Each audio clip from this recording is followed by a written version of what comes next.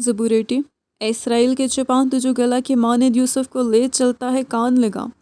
تو جو کروبیوں پر بیٹھا ہے، جلوہ گر ہو۔ افرائیم و بنیامین اور منسی کے سامنے اپنی قوت کو بیدار کر اور ہمیں بچانے کو آ۔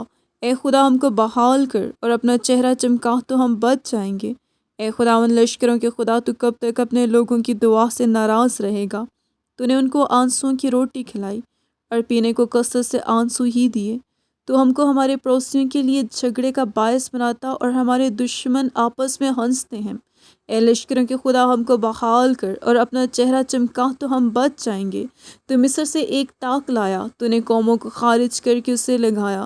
تو نے اس کے لیے جگہ تیار کی، اس نے گہری جڑ پکڑی اور زمین کو بھر دیا، اور پہاڑ اس کے سایہ میں چھپ گئے، اور اس کی ڈالیاں خدا کے دیوداروں کی مانند تھیں۔ اس نے اپنی شاخیں سمندر تک پھیلائیں اور اپنی ٹہنیاں دریائے فرات تک۔ پھر تو نے اس کی باڑوں کو کیوں توڑ ڈالا کہ سب آنے جانے والے اس کا پھل توڑتے ہیں؟ جنگلی سور اسے برباد کرتا ہے اور جنگلی جانور اسے کھا جاتے ہیں۔ اے لشکروں کے خدا، ہم تیری منت کرتے ہیں، پھر متوجہ ہو۔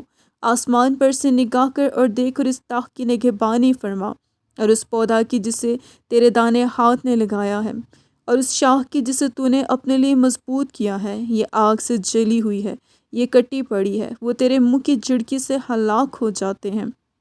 تیرا ہاتھ تیری داہنی طرف کے انسان پر ہو، اس ابن آدم پر جسے تو نے اپنے لیے مضبوط کیا ہے۔ پھر ہم تجھ سے برگشتہ نہ ہوں گے، تو ہم کو پھر زندہ کر اور ہم تیرا نام لیا کریں گے۔ اے خداوند لشکروں کے خدا، ہم کو بحال کر، اپنا چہرہ چمکا تو ہم بچ جائیں گے۔ آمین۔